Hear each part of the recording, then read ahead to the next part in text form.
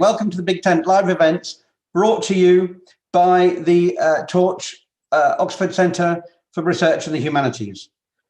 Itself part of the, or also brought to you by the Humanities Cultural Programme, one of the founding stones of the new Schwarzman Centre for the Humanities here in Oxford. Tonight's event is also part of the very exciting Being Human Festival. And our theme this evening is Under the Lens. I'm thrilled to be able to introduce, to speak and to have a conversation with me tonight, Dr. Janina Ramirez. She's a cultural historian, a broadcaster, and an author based at the University of Oxford, and she has a passion for communicating ideas about the past and their connection to the present. As a lecturer and course director, she shares ideas, information, and inspiration with students through the reach of television, radio, publications, and new media, as well as here in the university as a teacher, lecturer. Janina's research began with a degree in English literature here, followed by an MA and a PhD at the Centre for Medieval Studies at York on the art, the literature, and the culture of Anglo-Saxon England, and in particular on bird imagery. Her interests are constantly branching outwards in all directions, and she's taught more broadly and has become a kind of expert on everything from classical architecture through to the work of Tracy Emin. What better person to think with us this evening about imagery and about what it means to be human under the lens. Janina, welcome. Thanks ever so much for joining us this evening. I thought we might... Thank you. I thought we might start, after my little technical glitch at the beginning, by thinking about precisely sort of what it means to be human, and also to capture one or two understandings of what it means to be under the lens. We might think about being under the lens as a kind of particularly modern thing to be, since the invention either of the telescope or the microscope, or even more recently of the camera, whether it's the moving camera or the stills camera. But I know that both you and I work mainly on the 16th, 17th century. We like to think a bit further into the past. And I wondered if you might start us off by thinking just sort of historically about what it might be to try and capture life under the lens. Well, firstly, thank you so much for having me. I am a huge supporter of everything Torch does. It's a wonderful resource. And to be part of the Being Human Festival is incredible, the UK's leading festival exploring the humanities and innovation. So you gave me a very, very kind introduction there, Wes, but it is true that I would describe myself as endlessly curious. And as a medievalist, I'm constantly looking backwards to find answers going forwards. And I think that this discussion is perfect because lenses, we do tend to associate them very much as modern inventions. That we're going to talk in the course of this discussion about the invention of cameras, and particularly that being a 19th century phenomenon. We've only lived with these sorts of reproductive images, which has ballooned with the invention of television and, of course, the internet sharing of images and information worldwide. It's happened so fast and it's happened so recently, and it's easy to forget that we are only the product of this century and a half, perhaps, of reproduced images. And I'm an art historian. For me, images go back to the dawn of humanity. As soon as humans arrive, we get images.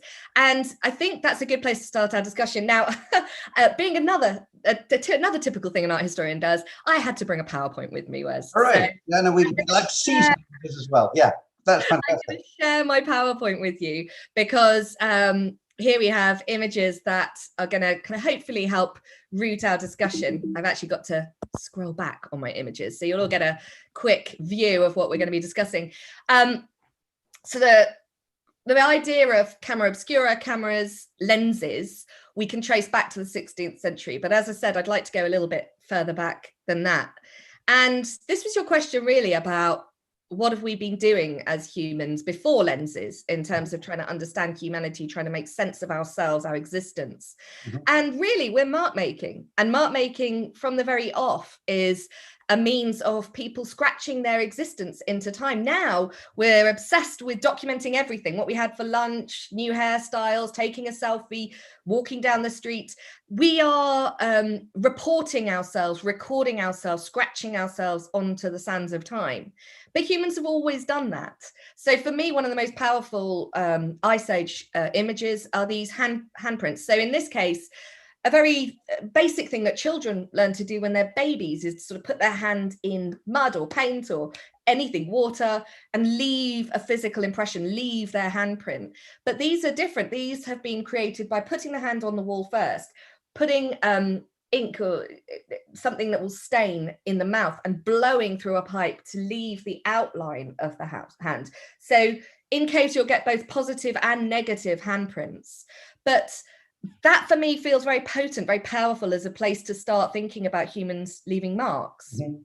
You know, I've always wanted to know how those things were made, and I never knew. And now I know basically it's through some kind of straw or right. Yeah, it would be through a reed or grass, and it would be held in the mouth and spat out onto the wall. Yeah. Gosh. Yeah.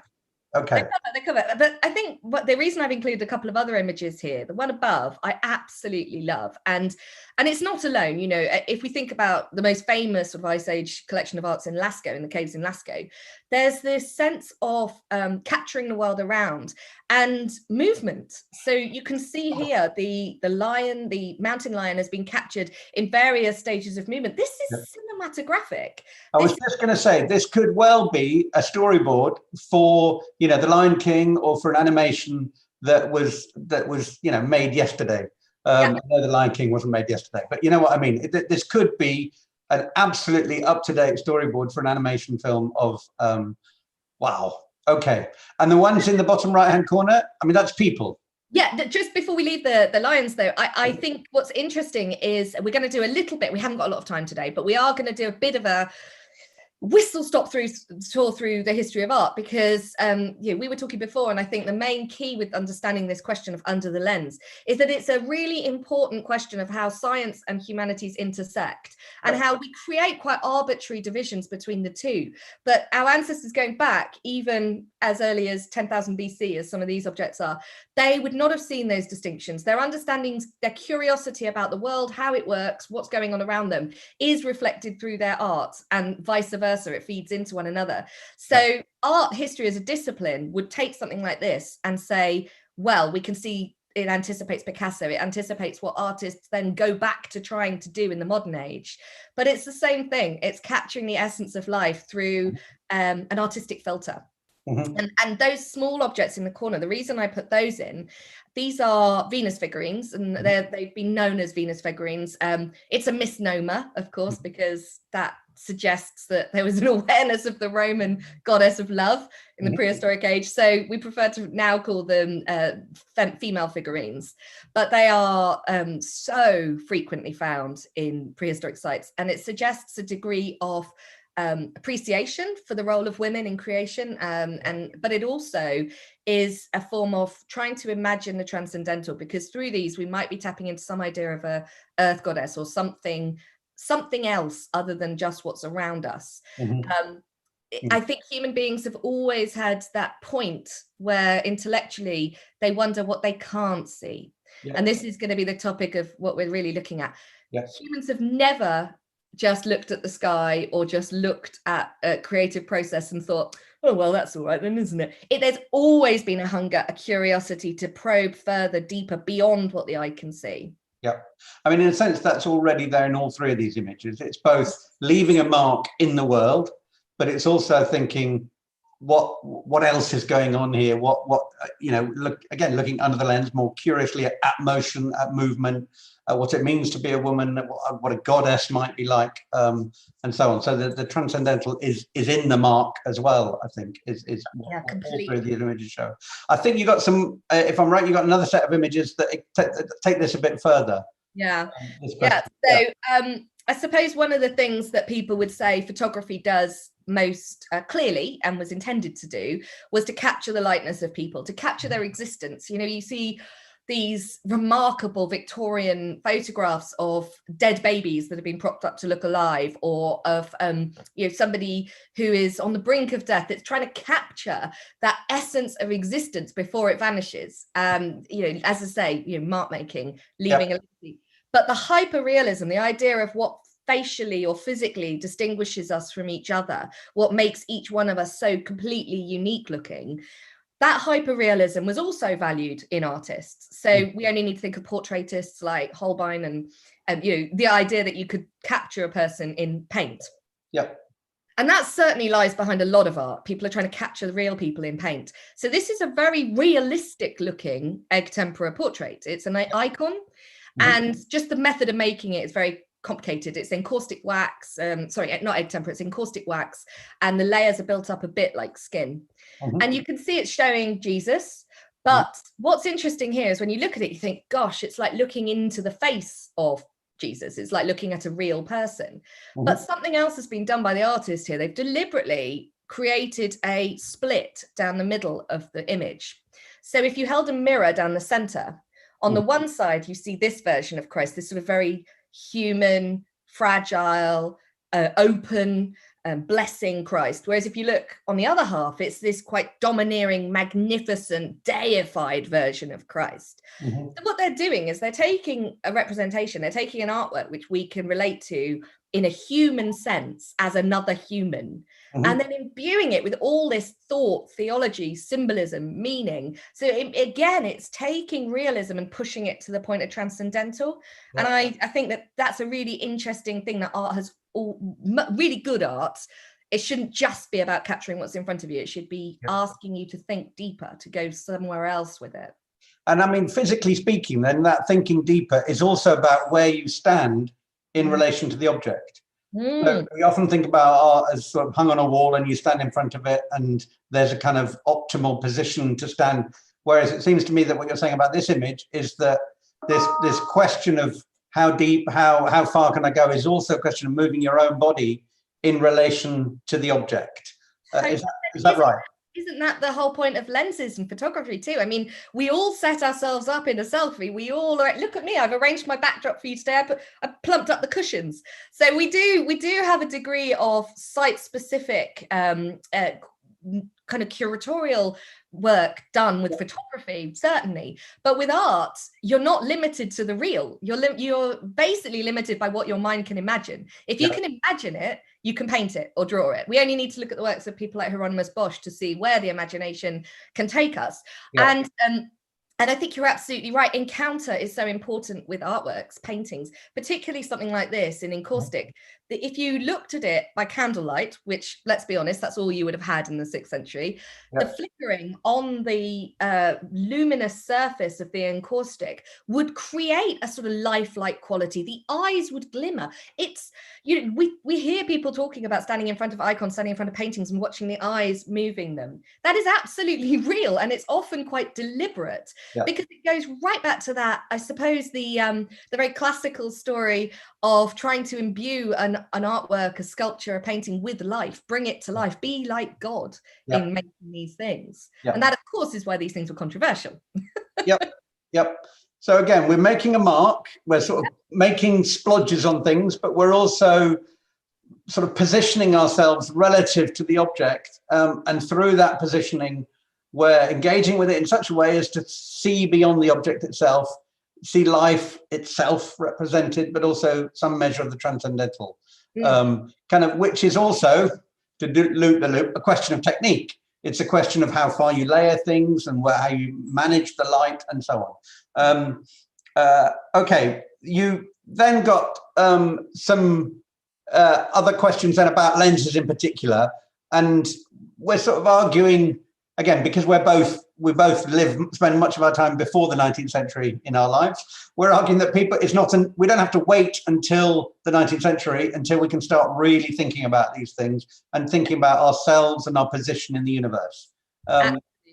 Absolutely. This is sort of the next step on the journey, really, in talking about lenses, because again, I think we do have a degree of arrogance as living in the modern age, that we are better than everyone that has come before us, and our scientific discoveries, our developments in technology are what prove we are better than people who've gone before us. But what I find fascinating is how even without lenses, even without the technology, the insights that humans have left carved on time into the telescopic and the microscopic are extraordinary. So we like to, I mean, we're living through a pandemic at the moment, and the idea that during the Black Death, there was this sort of ignorance, general ignorance, that it must have been sent by God and everybody was, the reality was they understood it was transmitted. They understood if they quarantined, they wouldn't get it. They just didn't have microscopes to tell us about the transmission of viruses and bacteria. But their human instinct was to understand that if they touched someone, if they breathed on someone, it was very likely that that person would get ill. So it's trying to kind of look backwards to see how people made sense of the universe before lenses. And that is the constant source of investigation by what we would have distinguished as scientists, but actually these people are everything. They're polymaths. I've got an Islamic version, Mapping of the Sky, and of course the Islamic world was working with tools that the parts of the Western Christian world didn't have. So they were quite advanced in terms of lenses. They were using lenses earlier. But you can see down there in the right a monk sweating away at his labors, and he's got an astrolabe hanging up on the wall. He's got a compass. He's got all sorts of scientific paraphernalia lying around him, because he is dedicating his life to understanding the movements of the heavens. And this is just a basic human need. You look up in the sky, you see glittering stars that move regularly. It's human nature to understand why they move, how they move, and if there is some logic, some pattern to it. And humans have understood it for thousands and thousands of years. I've just been writing about goddesses at the moment, Wes, and one of the fascinating goddesses of the Aboriginal Australians is one called Burrumbir, and she is the morning star, and she is the planet Venus. And for tens of thousands of years, the motion of that super bright celestial body, Venus, across, round the back and back again, has fascinated people to the point that they deify it into a goddess. But it's still the same curiosity that we extend by looking through a telescopic lens. Now you're making me think of Keats's poem, "Bright star, I would I were steadfast as thou art." So again, Islamic culture, monastic culture. The guy in the bottom left-hand corner. That's Galileo, and that's Galileo. Okay, I was wondering. Right. So, I thought I'd show that they did actually have lenses. But again, it's a kind of what you have here, though. These are all men, right? Whereas I think your next image might take us away from just men to thinking about other ways, other access, if you like, other people's, where the women aren't just the objects of representation, but are themselves the subjects of the representation act. Is that right? The role of curiosity is not restricted to men. Women are just as curious across time, and actually just as capable of charting and documenting and understanding these elements as men. There is the book I'm writing at the moment is trying to debunk this idea that all across time women have been second-class citizens. In terms of this woman that we're looking at here, you can see her in miniature. She's in the corner, and that's Hildegarda Bingham, this extraordinary polymath, and she lived at the end of the 11th century going into the 12th century, so we're talking nearly 1,000 years ago. This woman was Leonardo da Vinci before her time, and she conceived of the universe through visions, but she would have these visions that would open up in front of her as glowing spheres, as sort of understanding, unfurling before her eyes in colours and shapes. And here you can see her very important image, which is of universal man. And universal man is at the centre, and very much like Leonardo's Vitruvian Man.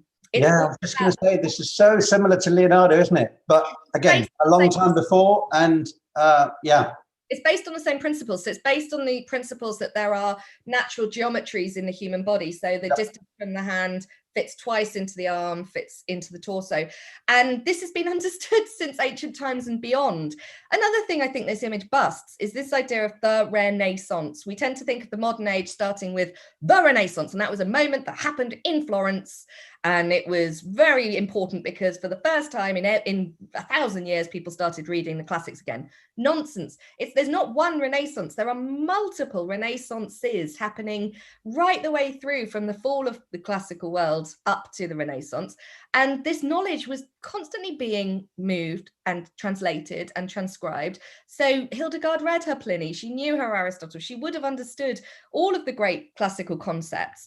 And it's in the classical world that we get the first references to lenses. It's in a text from 400 BC that talks about the idea of making a lens, a camera obscura that will invert the image because of the way that light moves. So the actual idea behind lenses has been understood for over 2,500 years, but the manifestation of it only happened recently. And I can tell you why that is.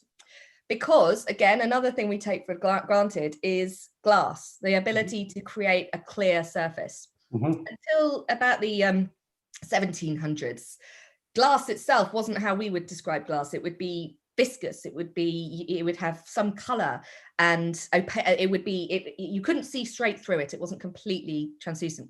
The only material in the world that was completely clear was rock crystal, and that's why it was so highly prized. It could give you an entirely clear view through. But glass development really builds up in the Industrial Revolution, and we start to get the production of glass that is clear, that can be shaped, that can be cut, that is strong, that will hold. So the industrialization caught up with technology, with innovation, with ideas to lead to the development of lenses. But the ideas were all there. I mean, we'll come back to other questions later, but there's a really interesting question that's already come in, which is, in a sense, have we got all the lenses we'll ever have now? In other words, telescopes, microscopes, photography, still unmoving. Is that as far as we're going to go now with lenses? Or is there anything else that we could create in a kind of lens-like way? Well, what a fool I would be if I said yes. I'm a historian. All I ever learn across time is that the next innovation and next idea is literally around the corner. So I would never say, yes, we've reached the end. I would say there's constant points at which people are endlessly curious, want to go further. They want to go inside at an atomic level. They want to be able to see further into space. They want to see through things. Can we see through the ground? Can we excavate a whole archaeological dig without touching the soil? Can we see it under the ground? So no, I mean, there's loads. Go back to this image here. What's really striking about this, one of the many things, is that this is also, as well as looking outwards, it's looking inwards, isn't it? Absolutely. So again, there's a kind of there's a person within a person within a person, and so the lens is also directed inside. And I mean, am I right? You're having to get through fire there? Yeah, I mean, it's all being presented in the guise of the flaming kind of god of heaven holding it, but it is the spheres, it's the winds, it's the seas, it's the zodiac signs. So it is the heavens. But I think what you just said there is so important. I often conflate microscopic and telescopic because in my head they feed a similar curiosity, a need to understand what the eye can't see. And the mystical, it's very interesting. When I was writing about the mystics recently, and I was writing about Julian of Norwich in particular, I did a lot of work on mysticism. And mysticism is, of course, a strand that runs through every world religion. Every culture has its mystical element. And what the mystical really is contemplating that which can't be seen. So our scientists are in many ways mystics. And Einstein himself said in that respect, he is a deeply mystical man because he himself was never content with what he couldn't see. He wanted to see the next thing. He wanted to visualize the next thing. And I think Hildegard was in that guise. So Hildegard's one of our great women in this talk. There's another one coming up. There is indeed. Here she, just to show the evolution of cameras. This is how the camera obscura works. So the very early camera obscuras, which were starting to really be in use around the 1600s, maybe a bit earlier. It's about creating a hole, and kids can do this, pin camera.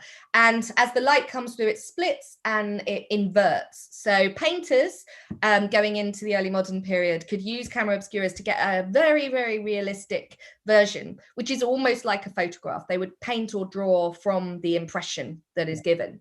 But it's not until we get into the 1800s that we really start to see the emergence of photography as we would know it. And of course, it is this woman who seems to put the first photographic book together. And I know Vicky's going to talk about this because this is one of the projects that she's been working on. But photography as capturing reality, really. So, I mean, what do you think when you look at these words? They are beautiful, aren't they? Well, it's interesting because, I mean, on one hand, it takes me right back to your hand marks that you had at the beginning, which is here's a kind of, and I have to ask myself, because I don't know, how do you do this then? You know, she's certainly not putting something in her straw mouth and blowing at it, but how does this happen? Well, one of the things that emerged with working with camera obscuras was it's great because you can project in a dark room on a wall, but you have to then draw around it. You have to capture it. It's not going to be captured itself. Yep. So again, as we often see, you know, technology tries to keep up with ideas. And so a lot of chemists started working in the 19th century to see if there was any way to capture these light rays more permanently. And silver nitrate was used, and different, what tends to happen is that when the light hits at certain points, it exposes, whereas when it's covered or obscured or you know, something gets in the way of it, it leaves a negative impression. Again, like you said, like a handprint. Okay, so the leaves are effectively the handprints that are left behind by when the light hits the silver nitrate. Exactly. So she has placed ferns and algae. These were her fascinations. So they're life size, they are to scale, they are exactly as they would have been in life. But instead of a pressed flower, this is the echo, the after effect. Now, she's doing this in the 1840s, 1850s. And what's interesting is that, you know, botanical drawings are extraordinary, and people for many, many centuries before that have done beautiful, detailed, life-size botanical drawings.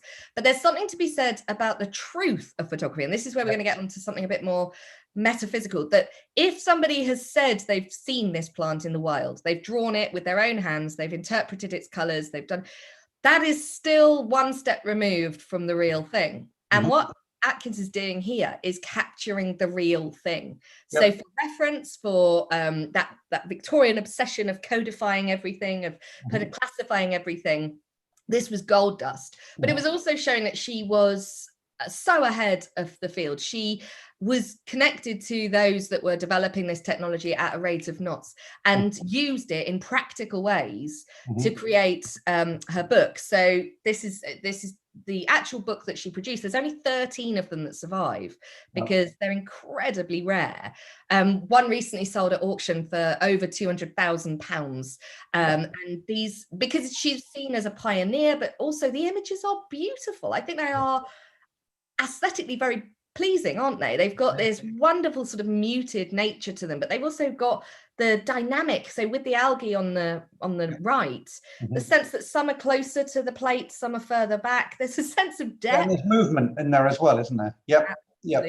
Absolutely. But it's not photography as we know it. And I think that that's what's interesting when we start to get onto photography as we know it. And actually to see her own image captured there is very profound. She lived a long life and was able to have her photograph taken later.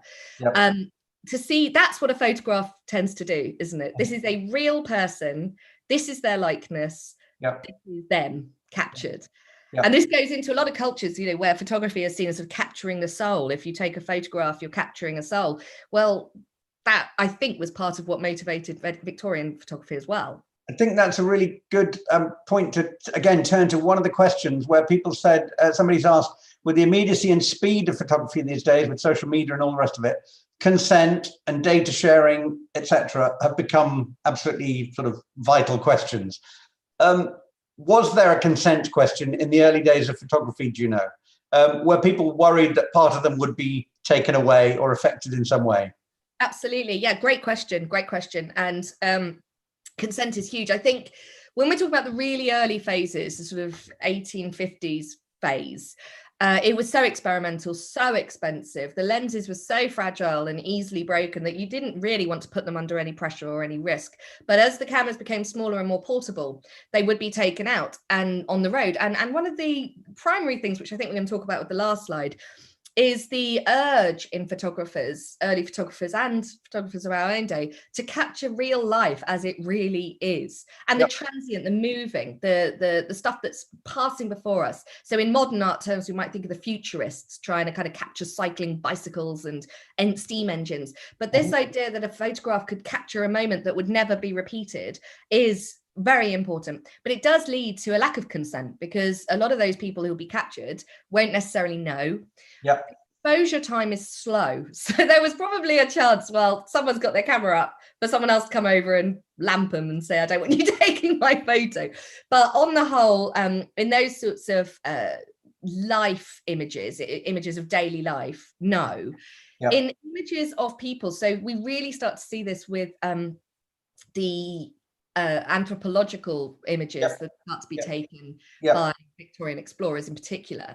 That is a different question altogether, and they were held in a lot of cases in great suspicion.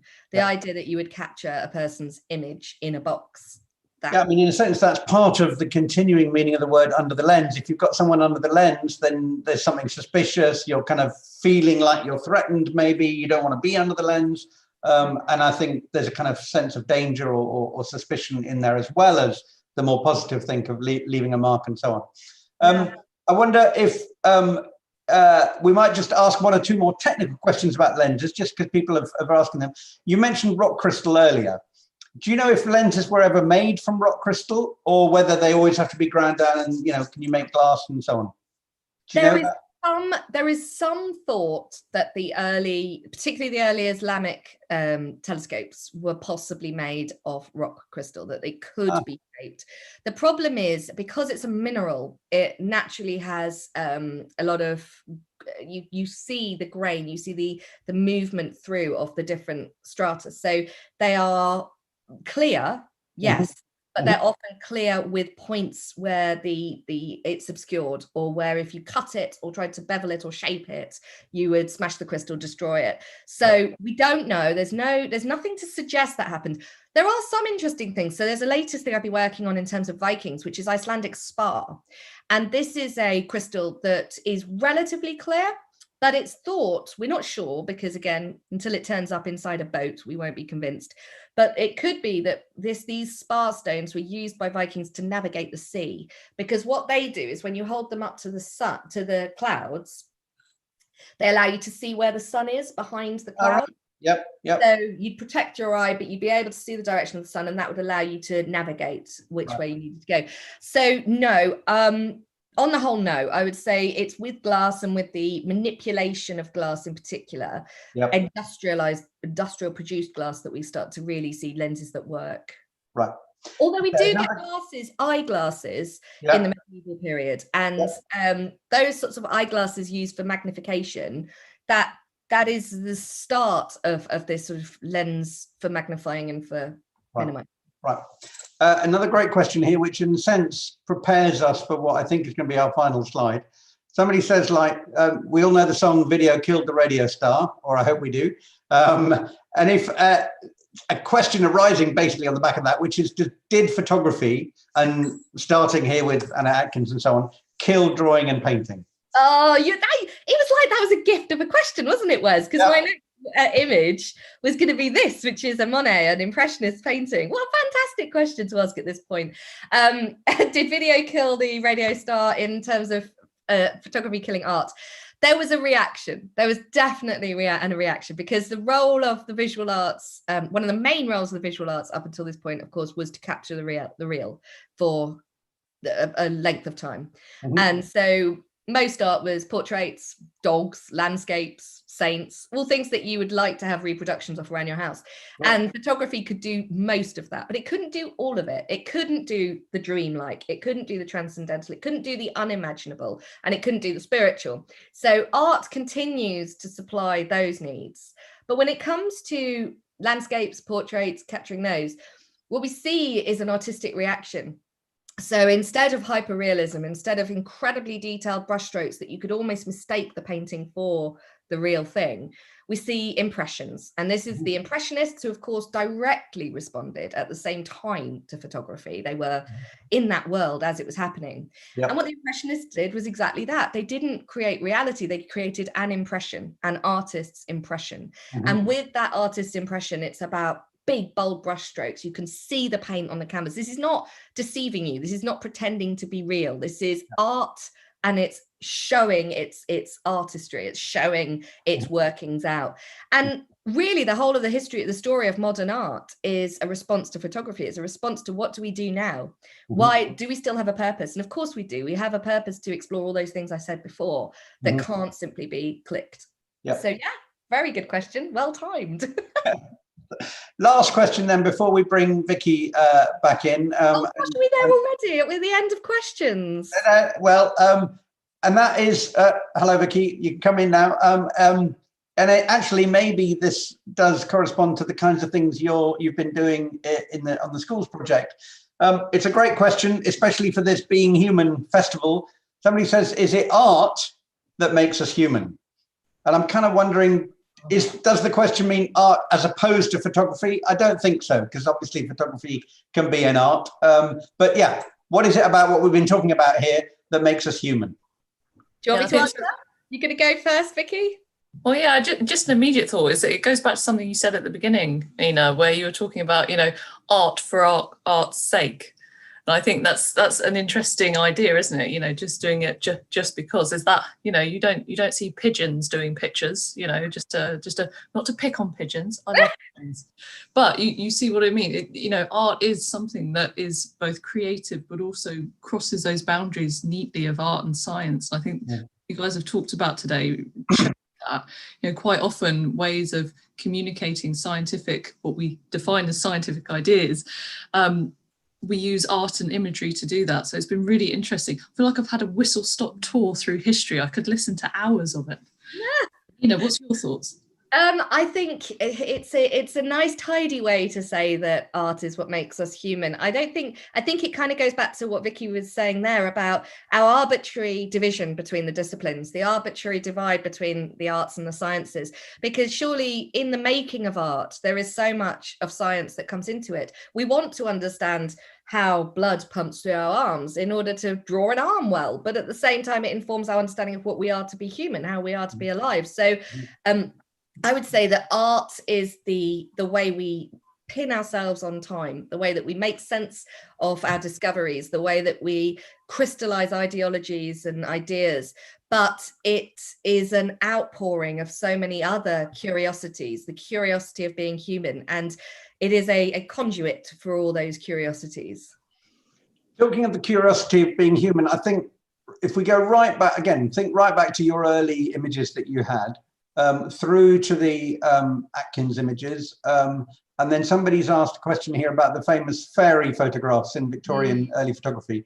I mean, all of those, and indeed your icon, have an element of something that is, if you like, beyond the human as well. Absolutely. I would have brought the Victorian fairy photos as my next slide, actually. That was what I was hoping to go on to, because I think that absolutely sums up where we are. We're so at the point where you've captured reality. We can capture reality.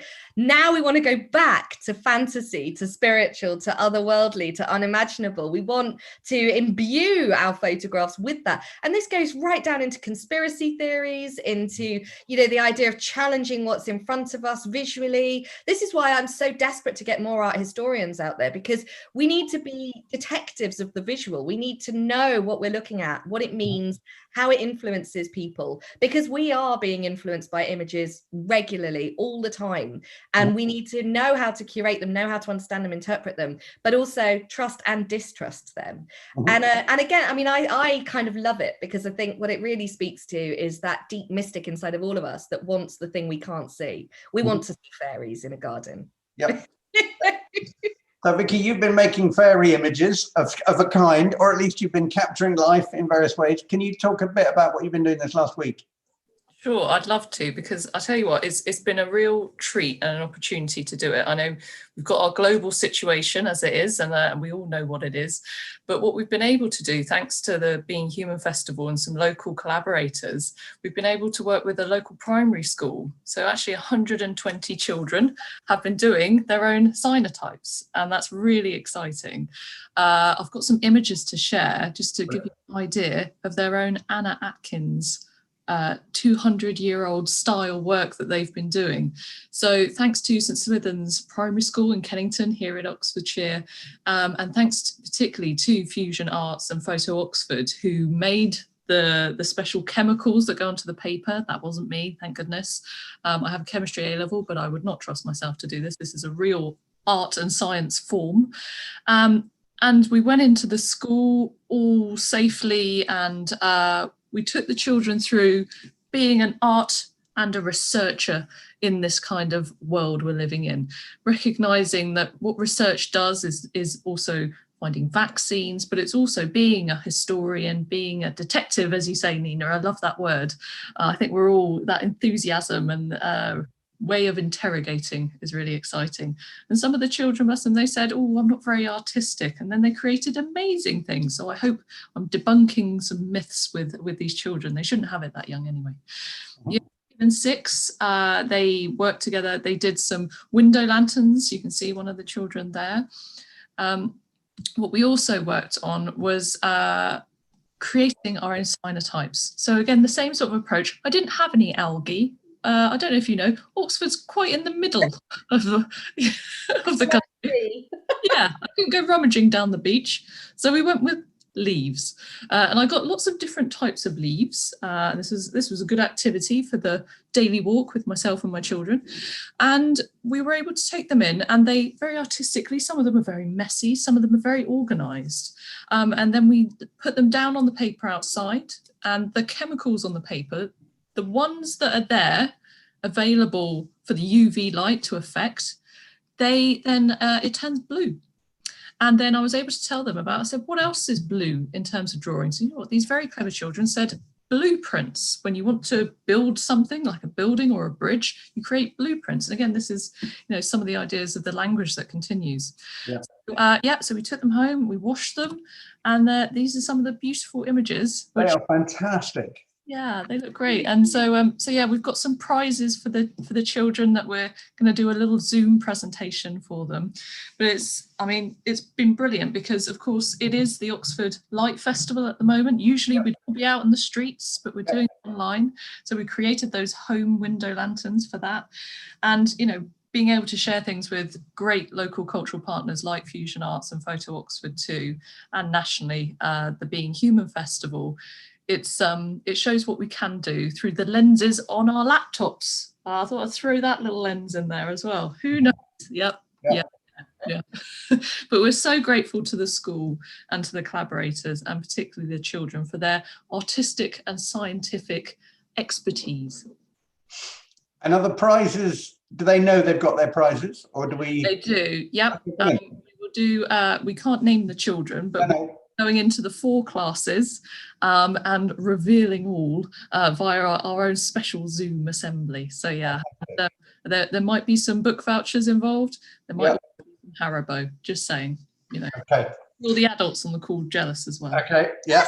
You got to make sure some of the Haribos are vegetarian as well, haven't you? I have. Anyway, as a vegetarian, I've done a separate vegetarian bag per class. Excellent. You mentioned, we should wrap up soon, I guess, but you mentioned the lenses on laptops. And actually, there's another question that's just come in via YouTube, which is, does Dr. Ramirez have any thoughts on how the lenses of VR might be used as a mode to create fundamentally different artistic experiences? And I'm going to add to that and say, and therefore give us a different sense of what it means to be human. Absolutely. This is the big question, isn't it? How AI and VR are going to challenge our notions of being human. And I think in this respect, it gets quite deep and philosophical, and we can talk about game theories that we're all trapped in a computer game, that we're all avatars, that we don't exist, that we're on a parallel plane, that we were talking about Philip Pullman and his Dark Materials and this idea of multi-layered universes. And I mean, I don't think, to me, none of it, as a medievalist, none of it scares me, because I have seen images of heaven, hell, and the apocalypse. So really, it's just different views on existence.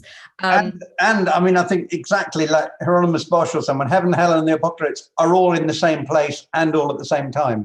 Absolutely. As well. So that level that there may be layers of universe and layers of time is, and I think it's part of the human imagination. We're trying to frame them within scientific vocabulary, within scientific terminology, but actually it's what people have been doing since the dawn of existence, thinking of mythical worlds, thinking of beasts, thinking of things that scare them in their subconscious. And to me, it's another layer of trying to understand our existence. I think I see virtual reality as sadly just a bad version of real life. But it might get so good that it improves real life. But I think the world is beautiful. And I think that everything we're talking about in this talk, capturing it under a lens, it's just our desire to look around us with such wonder and somehow interact with it, somehow capture it, somehow understand it. And virtual reality for me sits in that world of trying to understand what's around us. Yeah, and exactly, again, go right back to the beginning of your images, leaving a mark. Because who knows, we can create virtual worlds, but in 200, 300, 500 years time, who knows what they'll look like to whatever humans are then. Well, I think, we've got an interesting time coming up with the pandemic and with the way that we've all been forced to be removed from so much and so many people over a long period of time. And I was just doing a tutorial with a student earlier who was just saying, I cannot wait for the arts to reopen, for the theatres, for the galleries, for the museums, because there will be an artistic explosion. But I don't think it'll even just be an artistic one. I think we're seeing a scientific explosion too. Mm-hmm. And I think there will be this joy and wonder in life this coming summer. I'm definitely predicting a summer of love, everybody. 2021, summer of love. Happening. I think on that note, so thank you ever so much, Janina, for sharing this whistle-stop tour of the history of art with us, but also a lot of really, really, as you said at various points, we're going to have to go deep now, and we did go deep into what it means to be human, and from sort of leaving a mark to imagining the future, including, as you say, next summer as an immediate future. And thank you, Vicky, also for, setting this up, but also for, I think they're amazing. I really want one. Yeah. But maybe they're going to be £200,000 each, like Anna Atkins ones. I don't know. But they are beautiful. And again, it shows that you can learn to do this stuff really early on in your life, and it'll take you through even some of the tough times that we're all having at the moment as well. So thanks everyone for attending, and thanks everyone in the wider world beyond that we are through our various different camera lenses looking at and talking to. And thank you also to the team at Torch for making this possible backstage, behind the camera lens. And I think with that, we'll sign off. Good night all. Good night. Good night. Thank you so much, everybody. Bye.